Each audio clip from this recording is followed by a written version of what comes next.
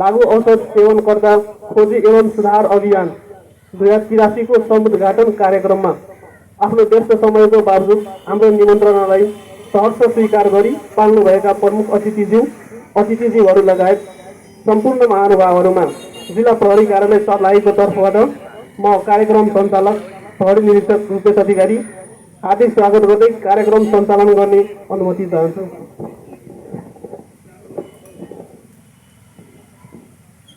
अब यस कार्यक्रमलाई औपचारिक रूपमा अगाडि बढाउने सिलसिलामा यस कार्यक्रमका प्रमुख अतिथि सर्लाही जिल्लाका सहायक प्रमुख जिल्ला अधिकारी प्रोडे श्रीमान सोम प्रसाद घिम्रेज्यूलाई आसन ग्रहण गरिदिनु हुन हार्दिक अनुरोध गर्दछु। त्यसै गरी काले गाउँ 5 कुमारी बाहिरका सेनानी श्याम महतज्यूलाई आसन ग्रहण गरिदिनु हुन हार्दिक अनुरोध गर्दछु। त्यसै गरी जिल्ला प्रहरी कार्यालय सर्लाहीका नियुक्त प्रमुख प्रहरी नायब उपरीक्षक सरोज रायज्यूलाई आसन ग्रहण गरिदिनु हुन हार्दिक अनुरोध गर्दछु। त्यसै गरी सशस्त्र प्रहरी दल बोर्डर आउटपोस्ट गोरखकालीका प्रमुख सशस्त्र प्रहरी नायब उपरीक्षक विष्णु अधिकारीज्यूलाई आसन ग्रहण गरिदिनु हुन हार्दिक अनुरोध गर्दछु। आसन ग्रहणकै क्रममा मलगुवा नगरपालिकाका वडाध्यक्ष सचिवहरूलाई आसन ग्रहण गरिदिनु हुन हार्दिक अनुरोध गर्दछु।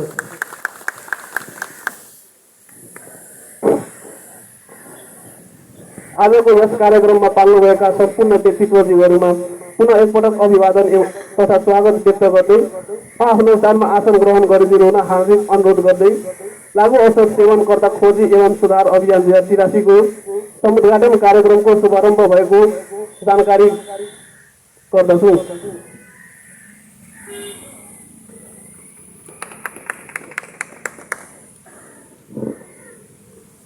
आजको यस कार्यक्रममा उपस्थित प्रमुख अतिथिज्यू लगायत सम्पूर्णमा स्वागत मन्तव्य गर्दै कार्यक्रमको बारेमा छोटो जानकारी गराइदिनु हुन जिल्ला प्रहरी कार्यालय सर्लाहीका नियुक्त प्रमुख प्रहरी नायब उपरीक्षक अशोक राईज्यूलाई हार्दिक अनुरोध गर्दछु। धन्यवाद। यस्तो प्रतिकूल मौसम भएको कारणले मैले छोटो भनिहालेँ। सर्वप्रथम सम्बोधनमा चाहिँ यस कार्यक्रमका प्रमुख अतिथिज्यू सुरक्षा निकायका प्रतिनिधिहरू स्थानीय वडा नगरपालिका वार्ड नम्बर 8 का अतिथिज्यू लगायत उपस्थित सम्पूर्ण सहकर्मी प्रहरी कर्मचारी सशस्त्र प्रहरी बल तथा सम्पूर्ण स्थानीय भद्रवानीहरूमा सबैलाई नमस्कार धन्यवाद। आजको यस हाम्रो कार्यक्रम रहेको थियो लागू औषध सेवनकर्ता खोजी एवं सुधार अभियान कार्यक्रम। यो कार्यक्रमको मेन मूल उद्देश्य भनेको चाहिँ हाम्रो यहाँ शीर्षकमै भने जस्तो लागू औषध सेवनकर्ताको पहिचान गर्नु हो। हाम्रो प्रहरीको सशस्त्र प्रहरीको सुरक्षा निकायको मूल कर्तव्य भनेको सप्लाई कन्ट्रोल गर्नु हो। सप्लाई कन्ट्रोल भनेपछि लागू औषध बिक्री वितरण ओसार पसार खेती लगायतका कुराहरूमा कन्ट्रोल गर्ने हो, नियन्त्रण लिने हो। त्यस्तो गर्ने मान्छेहरूलाई पक्राउ गर्नु भयो, एरेस्ट गर्ने हो, कानुनको दायरामा ल्याउने हो। त्यो बाहेक अन्य काम भनेको हाम्रो यो अहिलेको भनेको सप्लाई कन्ट्रोल हो। हामीले त्यसो गर्दाखेरि कति हामीले राम भन्ने मान्छे समात्छौँ, फेरि राम भन्ने मान्छेलाई कानुन दायरामा ल्याउँछौँ, मान्छे थुनामा जान्छ, फेरि ख भन्ने मान्छेले सुरु गर्छ, फेरि खलाई समात्छौँ, फेरि ग भन्ने मान्छेले सुरु गर्छ। किन सुरु गर्छ? किनभने त्यहाँ समाजमा डिमान्ड छ हो।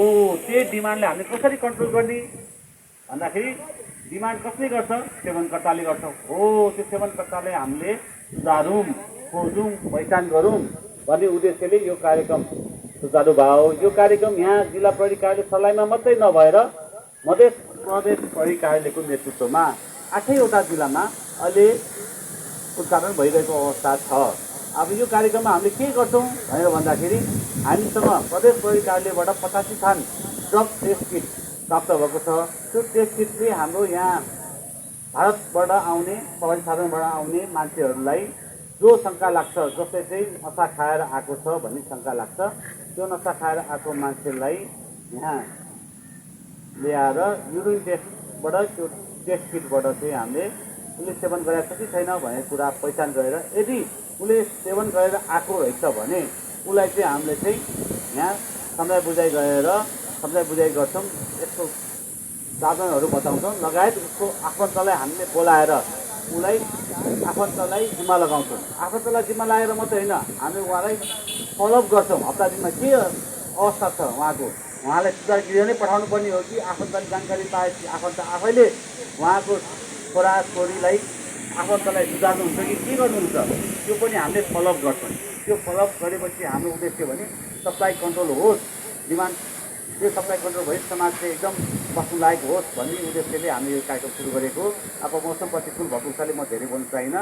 अब यहाँ आउनुभएका प्रमुख अतिथिज्यू लगायत सुरक्षा निकायका प्रतिनिधि, स्थानीय तहका वडा सचिव, मङ्ग नगरपालिकाका त्यसमा उपस्थित सम्पूर्ण भद्रवामीहरूलाई धन्यवाद, एकदम हार्दिक कृतज्ञता व्यक्त गर्दै आफ्नो दुई शब्द यहाँ अन्त्य गर्छु। धन्यवाद।